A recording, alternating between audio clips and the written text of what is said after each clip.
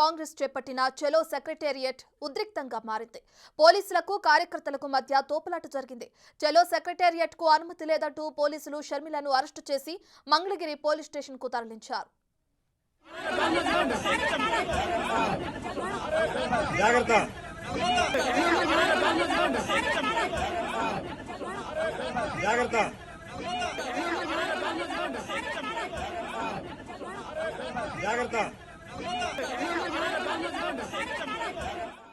వైఎస్ఆర్ బిడ్డ పోరాటం చేసేది నిరుద్యోగుల కోసమేనన్నారు ఏపీసీసీ చీఫ్ షర్మిల.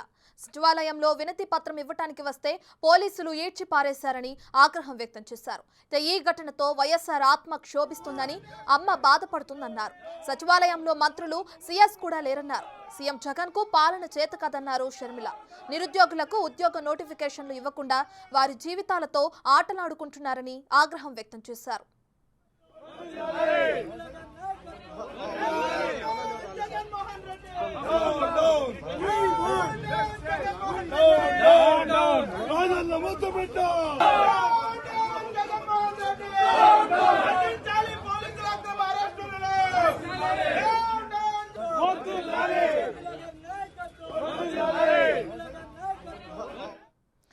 రైట్, ఇక అటు ఏపీలో ఏపీసీసీ చీఫ్ షర్మిల చేపట్టిన చలో సెక్రటేరియట్ కార్యక్రమం ఉద్రిక్తంగా మారింది. అక్కడ పోలీసులకు కార్యకర్తలకు జరిగిన తోపులాటలో షర్మిలను పోలీసులు అరెస్టు చేశారు. దీనికి సంబంధించి మరింత సమాచారాన్ని మా ప్రతినిధి శివ అందిస్తారు.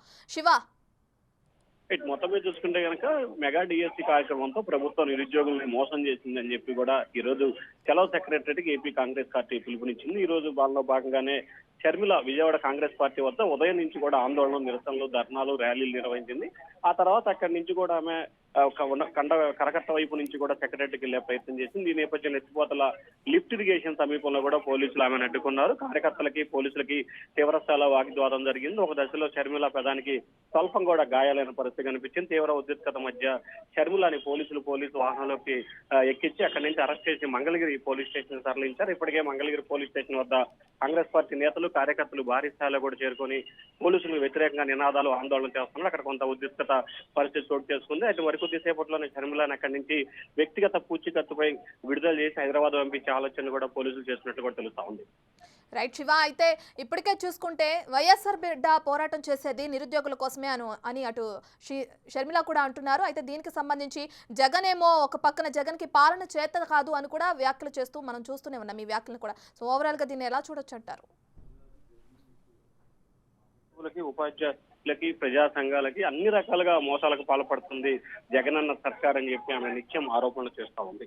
తాజాగా చూసుకుంటే జగన్మోహన్ రెడ్డి ప్రభుత్వం ఏదైతే గత ఎన్నికల సమయంలో కూడా మెగా డిఎస్సీ పేరుతో వేలాది ఉద్యోగాలు కల్పిస్తామని చెప్పి కూడా ప్రకటించారు. 5 సంవత్సరాలు ముగిసిన తర్వాత కేవలం ఇప్పుడు 6,200 పోస్టులకు మాత్రమే ఉద్యోగాలను తీస్తూ కూడా నోటిఫికేషన్ విడుదల చేశారు. అది కూడా ప్రస్తుతం ఏపీ హైకోర్టులో విచారణ దశలో ఉంది. కొన్నిటికి స్టే కూడా ఉంది. ఈ నేపథ్యంలో ప్రభుత్వ తీరును వ్యతిరేకిస్తూ కూడా ఆమె తీవ్ర స్థాయిలో విమర్శల వర్షాన్ని అయితే గుప్పిస్తా ఉన్నారు. మెగా డిఎస్సీ పేరుతో గత ఎన్నికల్లో నిరుద్యోగులను మోసం చేసి గద్దెనెక్కిన జగన్ నిరుద్యోగుల్ని మోసం చేశారు.